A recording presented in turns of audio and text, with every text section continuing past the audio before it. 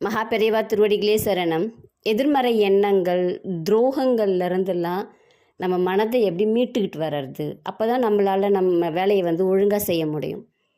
நமக்கு அந்த எண்ண அலைகள் இருந்துகிட்டே இருந்துச்சுன்னா கண்டிப்பாக நம்மளால் வேலையை ஒழுங்காக செய்ய முடியாது. நம்மளுடைய வாழ்க்கையில் முன்னேற்றம் இருக்காது. நீங்கள் ஒரு படி எடுத்து வைக்கிறீங்க அப்படின்னா 3 படி இறங்கி வர்ற மாதிரி இருக்கும். அப்போ நம்ம எப்படி இதுல இருந்தெல்லாம் வெளியில் வர்றது? என்னுடைய அனுபவத்தையும் நான் என்ன செய்கிறேன் அப்படிங்கிறதையும் தான் இந்த பதிவில் சொல்ல போகிறேன். எல்லாருக்குமே இது பயனுள்ளதாக இருக்கும். ஏன்னா எல்லாருக்குமே வாழ்க்கையில் துரோகங்கள் அப்படிங்கிறது நடக்காமல் இருக்க போகிறது கிடையாது. தெரிஞ்சோ தெரியாமலோ யார் வேணாலும் செய்வாங்க. வீட்டுக்குள்ளேயோ வீட்டுக்கு வெளியிலையோ நீங்கள் வேலை செய்கிற இடத்துலையோ எல்லாருமே ஒரு சில நேரத்தில் நம்மளை தூக்கி எறிஞ்சிட்டு துரோகம் பண்ண தான் செய்கிறாங்க இல்லைங்களா? அப்போது நம்மளுடைய மனதை நம்மளால் அடக்கவே முடியாது. ஒன்று அழுக வரும், இல்லைன்னா ஒரு நடப்பணமாக வாழற மாதிரி கூட தோணும், நிறைய தோணும். இதிலருந்தெல்லாம் நம்ம வெளியில் வரணும். ரொம்ப எளிமையாக ஒரு வழி தான் இன்றைக்கி சொல்ல போகிறோம்.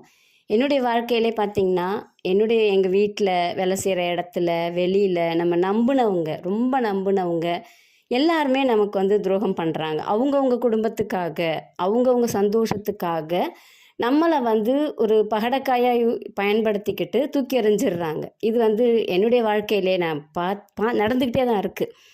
ஆனால் எனக்கு மனசு கொதிச்சு போகும், வலிக்கும். என்ன நம்மக்கிட்டேயே வாங்கிட்டு நம்மளை ஏமாத்துறாங்க அப்படின்லாம் மனசு யோசிக்கும். பல வருடங்களாக நம்மளை ஏமாற்றிட்டுருக்காங்க அப்படின்லாம் யோசிக்கும். அப்போல்லாம் நமக்கு இது என்ன வாழ்க்கை, இது என்ன உலகம், இது என்ன நடப்பன மாதிரி நம்ம வாழறோம் அப்படின்லாம் கூட என் மனசு கேட்டிருக்கு. அப்போல்லாம் என்னால் எந்த வேலையிலுமே கவனம் செலுத்த முடியாது.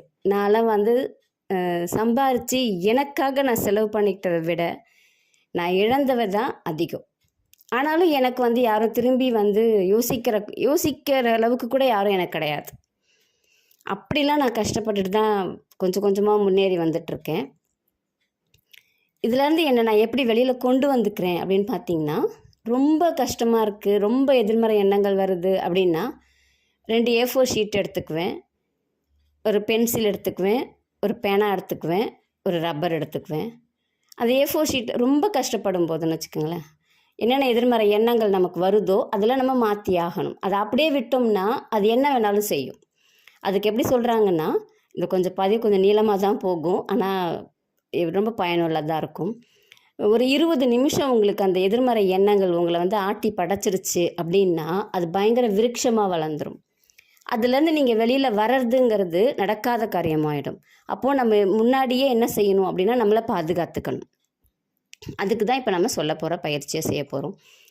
அந்த ஒரு A4 ஷீட்டில் என்ன பண்ணுறீங்க அப்படின்னா, பென்சிலால் மெல்லிஸா உங்களுக்கு என்னென்னலாம் எதிர்மறை எண்ணங்கள் வருது, நம்மளை எல்லோரும் இப்படி பண்ணிட்டாங்க, ஏமாற்றிட்டாங்க, நம்ம காசை ஏமாற்றிட்டாங்க, நம்மளை இதை செய்கிறேன்னு சொல்லி ஏமாற்றிட்டாங்க, இல்லை எனக்கு இது நடக்காது, எனக்கு வேலை கிடைக்காது, நான் ரொம்ப கஷ்டப்படுறேன், எனக்கு அதிர்ஷ்டம் இல்லை, நான் இவ்வளோ பண்ணணும்னு நினச்சேன் செய்ய முடியல. உங்களுக்கு என்னென்னலாம் எதிர்மறை எண்ணங்கள் இருக்கோ, இல்லை யார் மேலேயாவது இருக்கிற கோபங்கள் கூட நீங்கள் இங்கே எதிர்மறை எண்ணங்களாக மாறும். அப்போது உங்களுக்கு என்னென்னலாம் தோணுதோ அது எல்லாத்தையும் பென்சிலில் ஒரு A4 ஷீட்டில் லைட்டாக எழுதிடுங்க.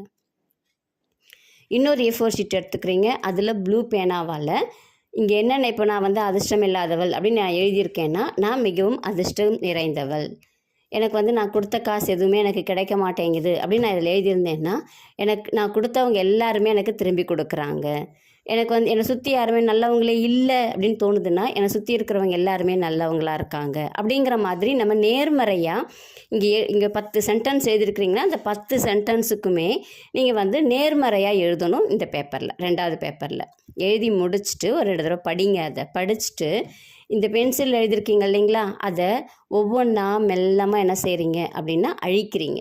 ரப்பர் வச்சு ஒவ்வொன்றா அழைச்சிட்டே வரீங்க. அது உங்கள் மூளையில் அழிக்க ஆரம்பிக்குது அப்படின்னு அர்த்தம்.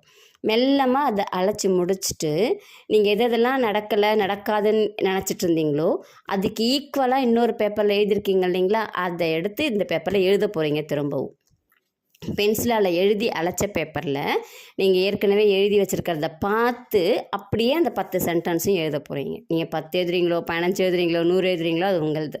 அதை அப்படியே அந்த பேப்பரில் எழுத போகிறீங்க.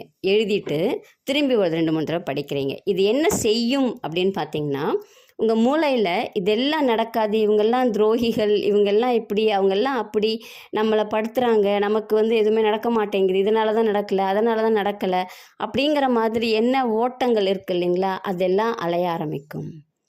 அது அலைய ஆரம்பிச்சதுன்னா தான் உங்களால் காலையில் எந்திரிச்சு உங்கள் வேலையை பார்க்க முடியும். இல்லைன்னா அந்த துரோகங்கள் தான் உங்களுக்கு முன்னாடி நிற்கும். உங்களால் எந்த வேலையுமே செய்ய முடியாது. அது ஈஸியான கிடையாது, அது ஈஸி கிடையவே கிடையாது. அதுலேருந்து வெளியில் வர்றது, மனதை அடக்கிறதுங்கிறது ரொம்பலாம் எளிமையான காரியம் கிடையாது. ஆனால் நம்மளை ஏமாத்துறவங்களுக்கு ரொம்ப எளிமையாக தான் இருக்கும். ஏன்னா அவங்களுக்கு அது பெரிய விஷயமே கிடையாது, நமக்கு அது பெரிய விஷயம். இதுதான் உண்மை. அவங்க இப்போ ஒரு சுகர் பேஷண்ட் இருக்காங்கன்னா அவங்களுக்கு அந்த சுகர் அப்படிங்கிறது ரொம்ப பெரிய விஷயம். சுகர் இல்லாதவங்களுக்கு அது பெரிய விஷயம் கிடையாது. அதே தான் துரோகம் பண்ணுறவங்களுக்கு அது பெரிய விஷயம் கிடையாது. யாரை ஏமாத்துறாங்களோ அவங்களுக்கு அது பெரிய விஷயமா தெரியும். இதுதான் உண்மை. அது அவங்கவுங்களுடைய பாயிண்ட் ஆஃப் வியூவில் பார்த்தோம்னா தான் அவங்கவுங்களுடைய வலி என்ன அப்படிங்கிறது தெரியும்.